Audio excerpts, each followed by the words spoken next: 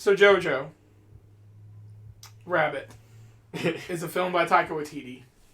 Yes. My first reaction, I love this film. Yeah. I absolutely love it. It's phenomenal. I think this is one of my favorite movies of this year. Yeah. Top 3 is what we're discussing.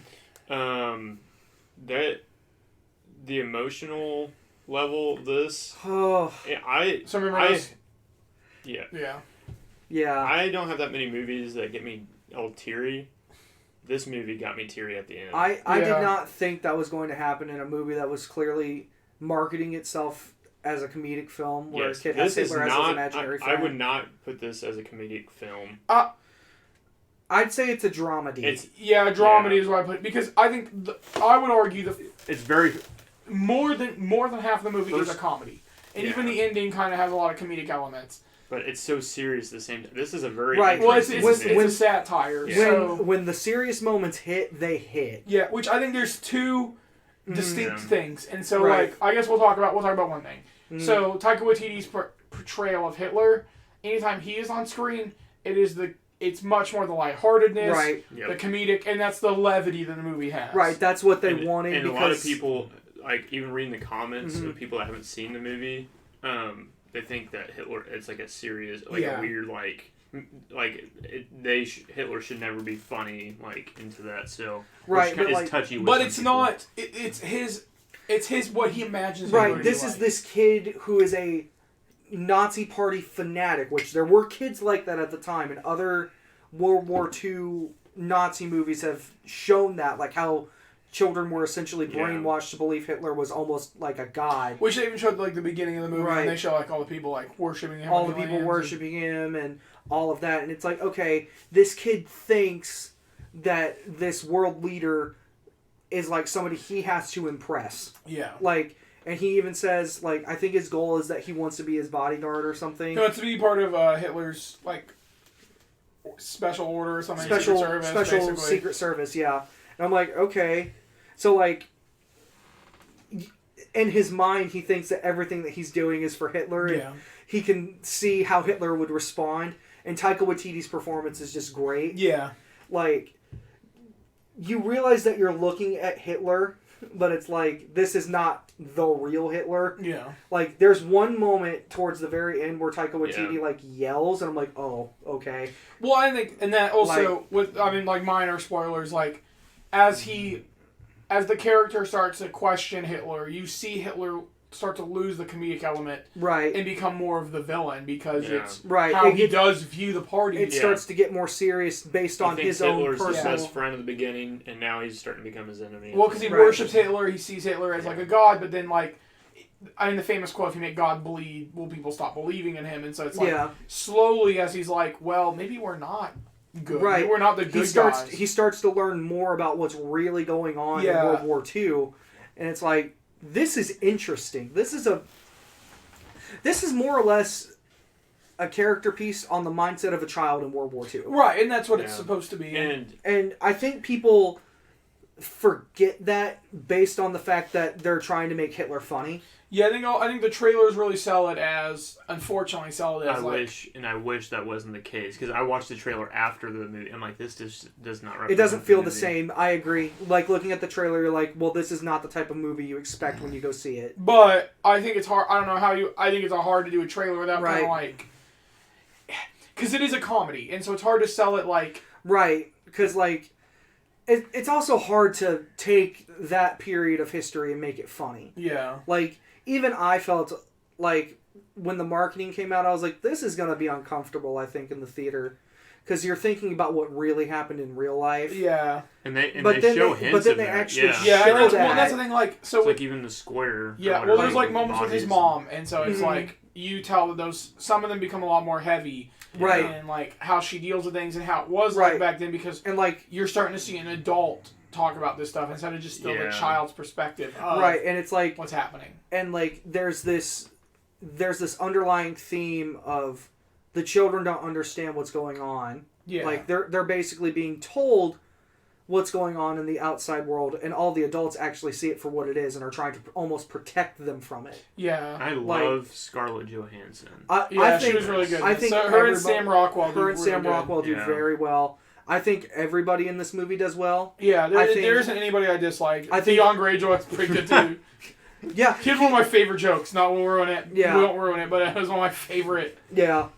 I was just shocked at how good the acting from the children were in this movie. Yeah, we were talking about how crazy it is looking back 5-10 years of how child actors are expected more now than they ever were. Right, like if you took the average 90s movie, child actors are not that great. There's a few that were good, like Macaulay Culkin. Yeah, I mean, you looked at every once in a while, but even then, I would argue isn't as good as... I rewatched Jurassic Park 8 months ago, and the kids in Jurassic Park pissed me off because of how bad their performances are compared to everyone else. But then I'm like, okay, this is a kid. But then I watch a movie like Jojo, and I'm like, honestly, if this kid got nominated for an Academy Award, I would not be shocked. Would he win? Probably not. I don't think he'll get nominated, but it is nice to see that he does have a huge career ahead of him. Right. That is his first movie.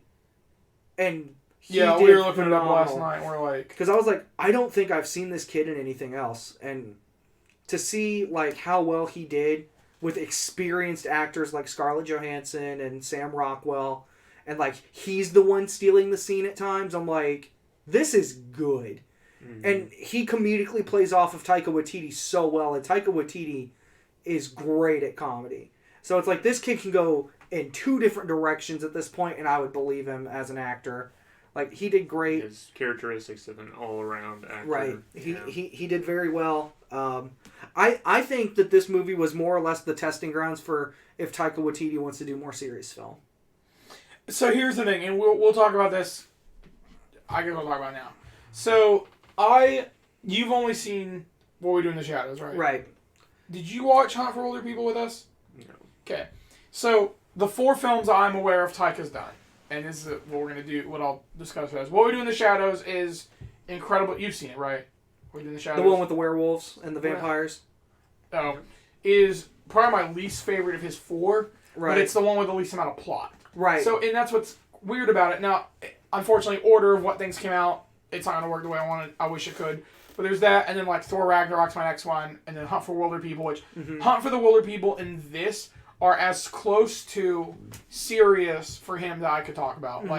Both of them are coming of age movies of in a weird way of Hunt for Wilder People is about a kid who's been jumping around from different homes, trying to be adopted, trying to find his place in the world, and when he does, it's getting taken away from him. Where this is more about, World War II and dealing with that and dealing with the seriousness of that.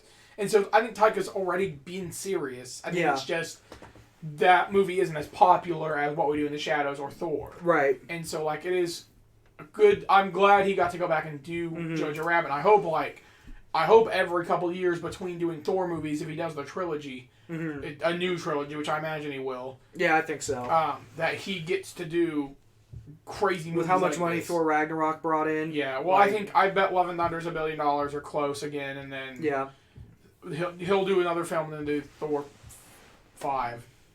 Yeah. Yeah. It's crazy to think how much Thor movies we're getting compared to everyone else. That's whatever. Anyway, but we'll talk about that some other time.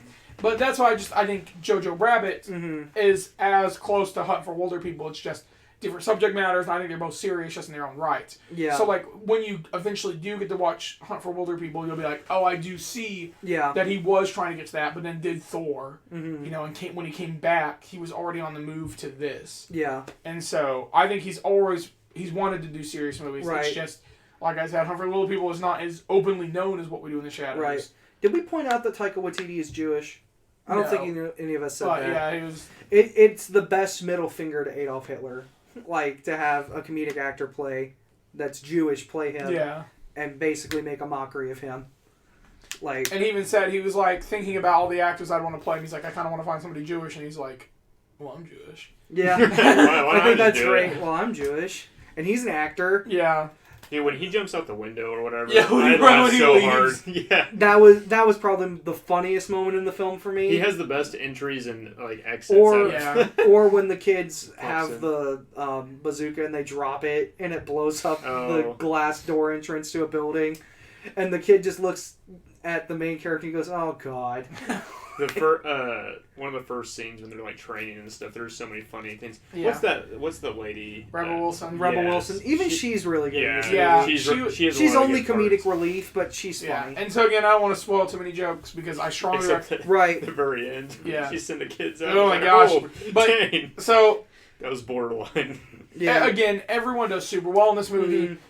Everyone brings their A game, and I love. I know. Yeah, I think Sam Rockwell has the best scene in the movie. Personally, I disagree, but I think it's just. Well, I don't know. You can make an argument for it. I do agree, but that's not my favorite scene. Is something I can't talk about. Yeah, but let's be real. There's not really a bad moment in the scene. We'll have a spoiler. Yeah. Talk. What are you talking about? We'll talk about it in like 2 minutes. Oh, we're doing a spoiler talk? Okay. Oh, wait, don't you have to get ready to go? We can do this in 5 minutes. 5 minutes. Okay, so overall, though, Jojo Rabbit, top 3 of the year. Yeah. I would give it a 9.5. I'd say it's pretty close to a 10. Yeah. I'm giving it a 10. I would say there's not a single thing that I have a problem with. Yeah. Yeah. This and Peanut Butter Falcon are definitely... So we're talking about, like, if you remove in-game, just because of what it is... Which when we do our top 10... Right, I try to remove superhero and animated films when I look at just movies in general, because it's like, it's a given I'm going to see whatever Disney or DreamWorks throws out there usually. Last year's Zach's top 2 were Spider-Verse and Infinity War. Do not forget that was all of our top 2. That's true. So I said, though, but in-game is different because it's a culmination, but like, being honest, if I looked at a top 10 list and you were like, hey, write down everything that's not... None of us gave that a 10, though. But it would be my favorite movie of the year. Regardless of that, I don't think it's a 10. But my personal favorite movie of the year is in-game. But like the Peanut Butter Falcon and this are like, would be number 1. They're like 9.5s. Yeah. Like for sure. Peanut Butter Falcon, the ending is the only thing I have an issue with, debatably. And even then, I don't mind it. I just have... It's enough that it's not a 10, but... Yeah, I guess. This movie's different. It makes you think. Yeah. And it's enjoyable. But it still relates to seriousness. Yeah, it doesn't take away from It has a very good balance of everything, and I think he did perfect with such a touchy topic. Yeah, so. I don't think it takes away, and I think it takes its subject matter serious. Yeah. And that's what I was a little worried about going in, is that the subject matter. Yeah, because I saw criticism that people were like, the Nazis are funny, and I was like, I mean, okay, like there's only so much you can do with this subject matter, and not presenting it in a new way that makes people think.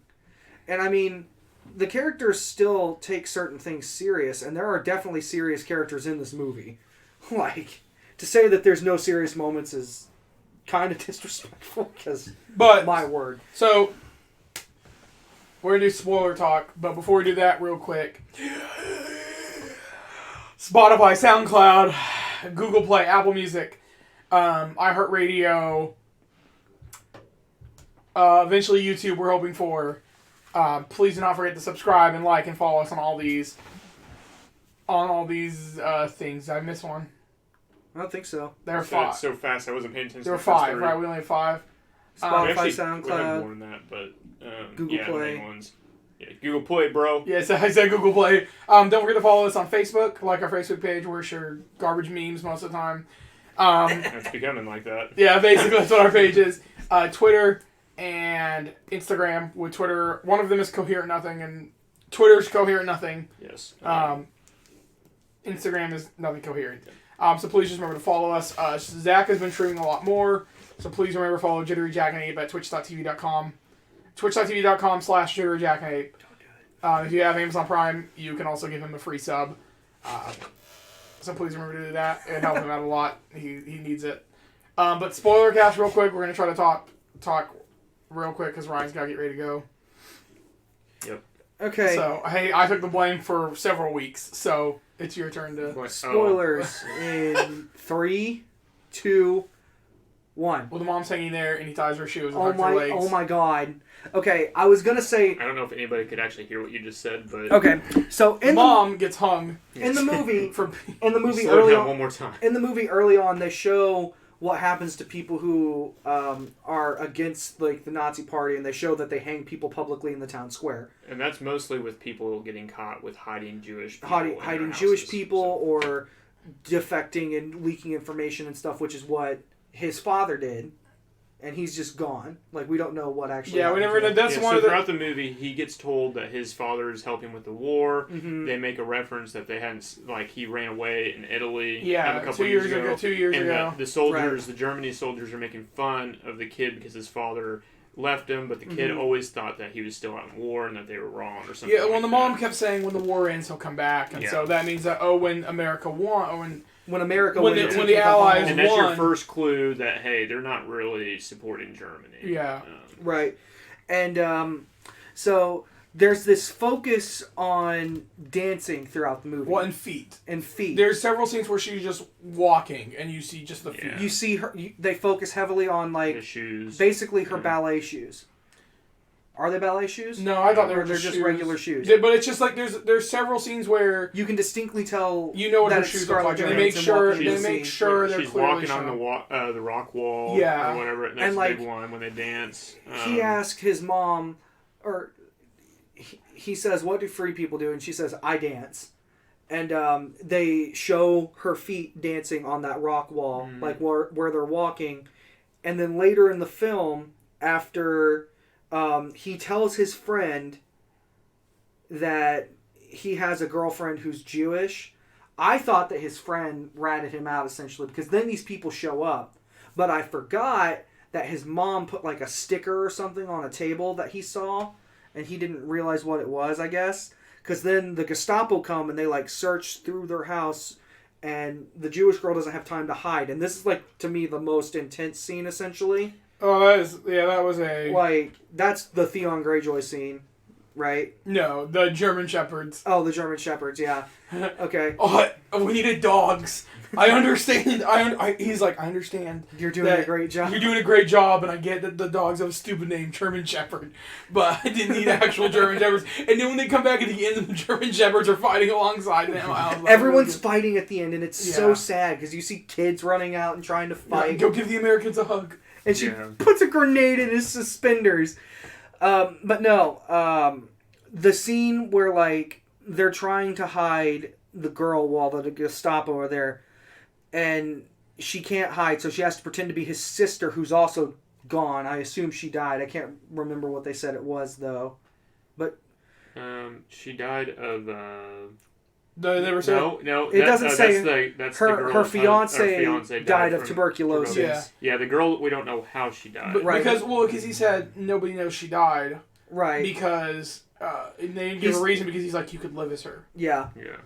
And I was just like, okay, that's intense. And then we learned that Sam Rockwell's character isn't all that bad because he covers for her in that scene. Yeah, he saves her and then saves him at the end and dies. And to me, that is the best when you hear the gunshots. When it was heartbreaking as well.